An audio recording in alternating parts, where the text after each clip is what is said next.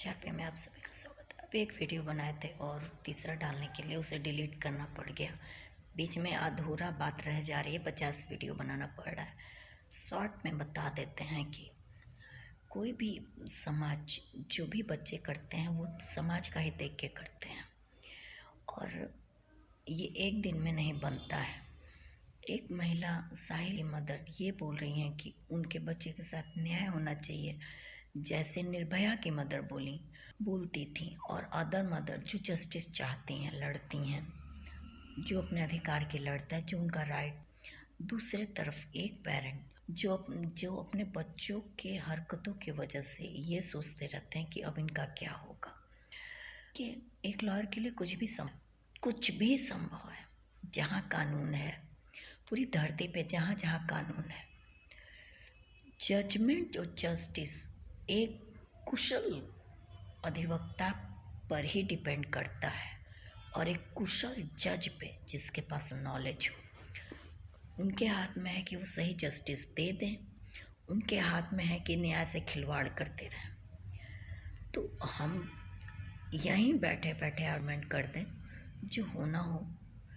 कोई ना कोई लॉयर उसको हैक करके देख के जाके अपना आर्गुमेंट करके जिसको भी केस देंगे जस्टिस हो जाएगा।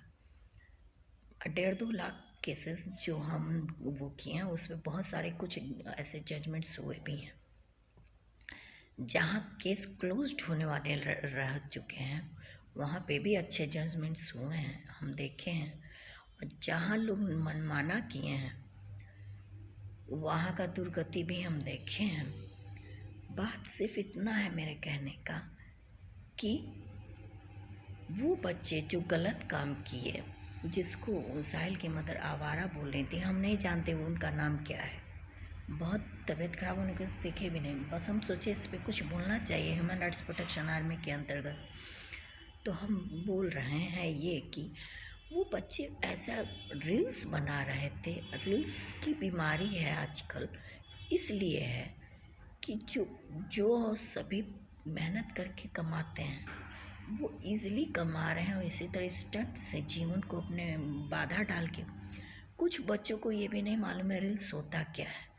जैसे मेरे आइडियोलॉजी ब्लॉग को भी मेरे घर में या मेरे पहचान में या कुछ ऐसे लोग बोल सकते हैं कि इसको रील्स बोला जाएगा।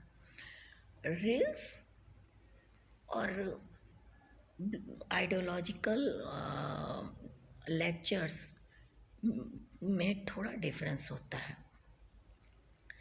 ऑनलाइन अब आर्गुमेंट्स भी होते हैं, ऑनलाइन जजमेंट्स होते हैं। 2017 के बाद तो होना भी शुरू हो गया, क्योंकि हम भी ऑनलाइन बैठ के आइडियोलॉजिकल ब्लॉग पे या चाहे फेसबुक पे अपना काम कर देते हैं। अगर केस मेरे पास नहीं आएगा और इनजस्टिस कहीं होता है तो हमें बोलना ही पड़ता है। तो हम आर्गुमेंट कर दे तो हो तो जाएगा, लेकिन एक एज के बच्चे के साथ जिसको नाबालिग कहा जा रहा है और दूसरा समकक्ष बच्चा कुछ 2-4 साल बड़ा, दोनों एक दूसरे के हाथ गए हैं। एक मरा है, दूसरा का जीवन बर्बाद होगा। एक लड़का एक लड़की का, और साथ में चला कौन रहा था अभी इसका कोई केस नहीं है। तो मेरे समझ में नहीं आ रहा है कि बच्चे ऐसा कर कैसे पा रहे हैं, ये सोचना है। और फिर देखिए, अपराध जो किया है कानून को उस पे काम तो करना पड़ेगा। पुलिस वाले हैं ना, FIR भी दर्ज नहीं करते हैं, लूट पाट करके ऑन स्पॉट जजमेंट देते हैं, जो कि उनका दिमागहीन होते हैं।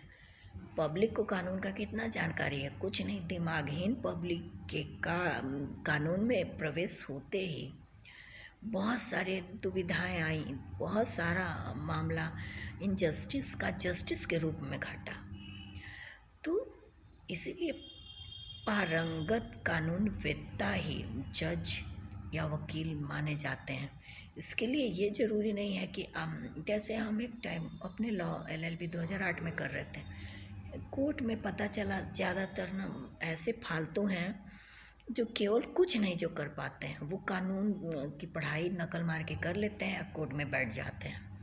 तो ऐसे लोगों के लिए हम एक ऐसा एग्ज़ाम दिलवाने के लिए बोले कि जो इनकी क्वालिटी को वो डिस्क्राइब करें, जो कि मेरे हाथ से 50% सही 50% गलती हो गई, क्योंकि कुछ फिर वो उसी तरह एग्ज़ाम्स की तरह हो गए कि कई काबिल आईएएस ऑफिसर रह जाते हैं और जो रटंत विद्या घटंत विद्या होती हैं वो मेंस तक पहुंच जाते हैं।